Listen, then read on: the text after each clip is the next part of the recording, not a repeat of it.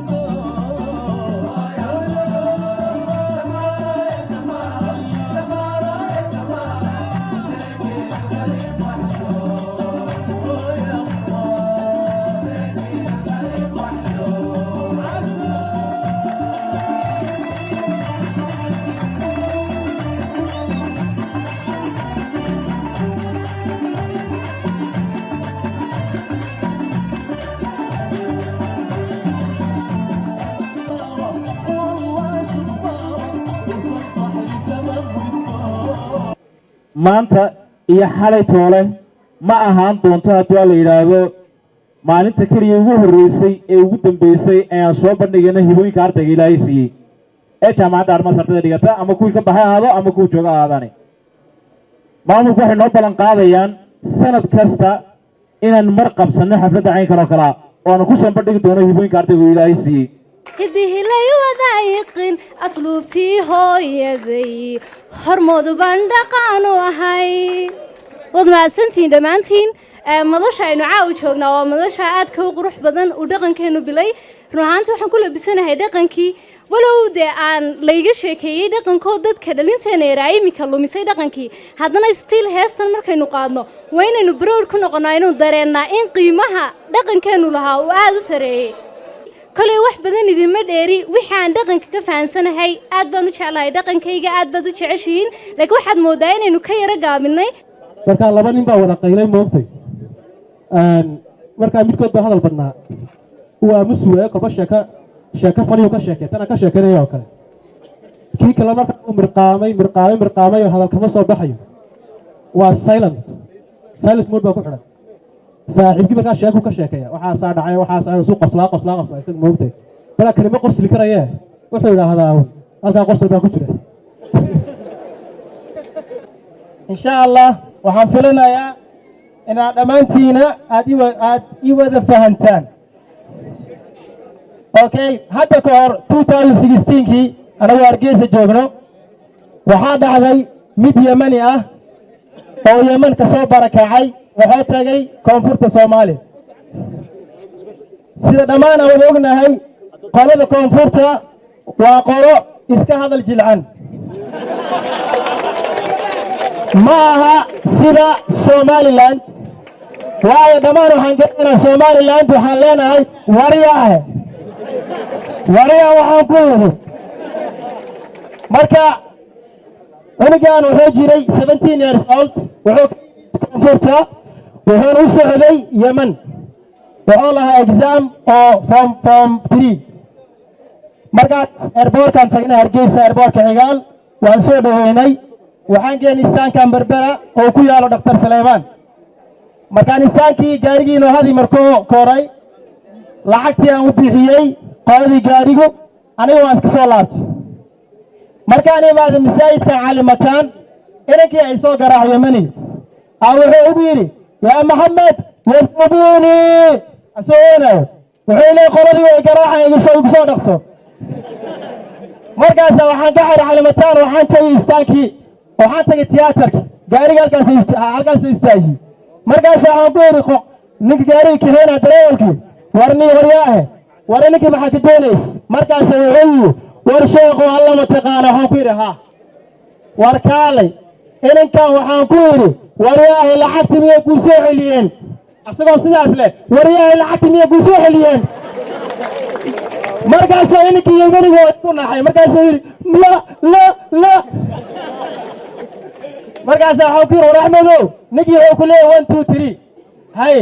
yarkii gaarigii korino hadi wuxuu tagay Berbera wuxuu u socday dekadii markuu gaarigii ka tagtay Berbera wuxuu qaatay duqaan markaas wuxuu ku yidhi niyo waxaad dhigaysaa ilaa dekadii markuu dekadii tagay inankii waxaa ka batay cabsidii waayo wuxuu isleeyahay Somaliland ma dadkay garaacayaan ama waa hadal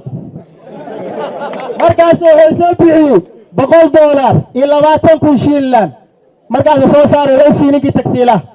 markaas wuxuu tagay albaabkii dekadii askariga markaas soo yeelay waryahay maxaad ahayd wuxuu ana xuuti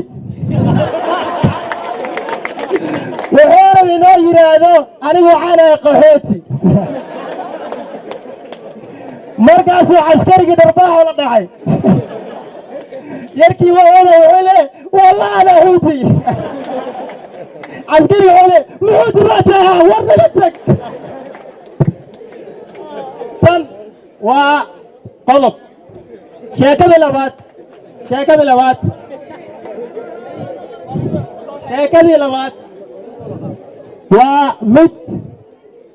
waa mid Soomaali macallinkii waa macallin Masri ah laakiin sheekadan muku saabsano qabyaalad just waa joking okay no one qof yucaroon macallin Masri wuxuu ka dhigay iskuul ka mid ah iskuulada Hargeysa markaas macallinku wuxuu yidhi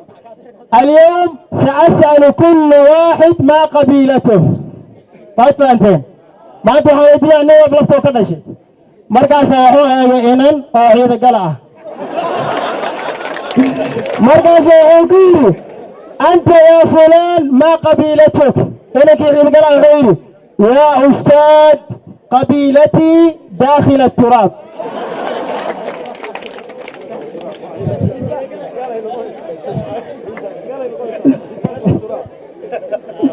هذا كان على شيء من صوماليا أيام القبطي مركز سيحاجة للسكول عربية مركز ميت كويدة أيام حسمي عنق أيام حكوشيري دقا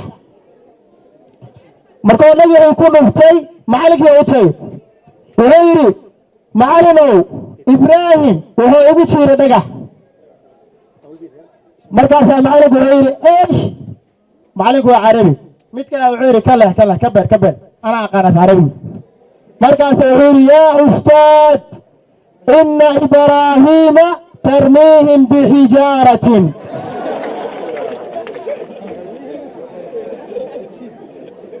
مركز هذا نوصل له قدمنا أو برنامج كنا عاو إن شاء الله وحنا رجني عيار كميدة دخل يمنتا سيدا عندما نقولنا هاي يمن وهي تكونت هاي دولة بدن سيدا سوماليلاند جيبوتي يوكل كشرات مركا يمنتا وحي ليهين عيار بدن يدقوا بدن إن يربان نوشيك يا لبدي النقلابة كقصلسة إنك أمالها عربت إنه كمد مهاي لكن أبقى عربي وين كحسونا وين مقانا وين كحسونا كهذا الكيس مركاين وذا اللي جنب ذا بريوح التقي قاهرة أو إن وحنا ينبران مركين نبران ولا هن عربية ماذا نكوهد من بين نبران وحين ينبران اللغة العربية الفصحى يقولوا حكوهد من اللهجات مركين نكوهد اللغة العربية الفصحى وين نقول أصلا هو حين هو تيس سمر نكوهد ليه مركاين من هالكين نكتجي أي قاهرة نحن كل ماي ممكن يوحي قال اللغة العربية الفصحى وبليغ باللغة العربية لكن كما هذول اللهجة المصرية وحكوا هذا لغة العربية الفصحى والله ما يمركها وحال كنين فلاحة أمية أيو يسري أسر كودي قال لي يسري ها كنت الماء وحول يا رجل قف يا رجل قف نكمو يا رجل سوى وركاسيري عاوزيه وركاسي أنا في ضلال المبين هل تهديني إلى الصراط المستقيم وحو كل فلاحي صدق الله العظيم هذه شير كلن كانوا كلام مركل يسوي ما دوّح مهم أي وحلا كلا فائدة يستو رنتينا فائدة وين بحال كان كذا عضي وأنا قلفت يد وحمانو ككرر صنّي هذا يدقن تهاي يا هذاي فرشحن كلا تهاي با فائدة وين بعد عضي إما كعيار بحال كسرعون يسي ليه هذا بارعدة كونفورتنا وحلا جاي هذا صار إلا يو ها وعدك إلى صدق عد أفر عد بيلاده نكي ولا لوا لوا يولهلي وا ميودولو لدلي مدون يوسو ودا مداربا لغو قفلي عد كان ويلاده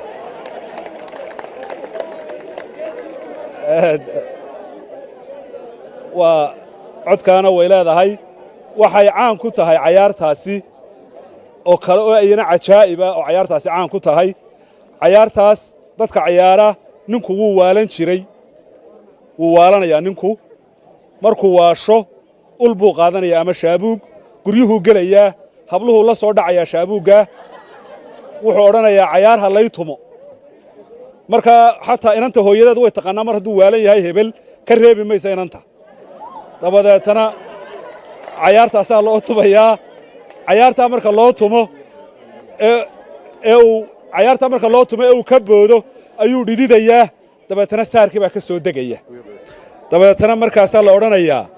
iminka waayeelka haddaad la sheekaysata waxay ku odhanayaan waar hebel miyaa laguu tumaa markaad wax qofku lala yaabo uu yidhaahdo marka taasna caan bay ku ahayd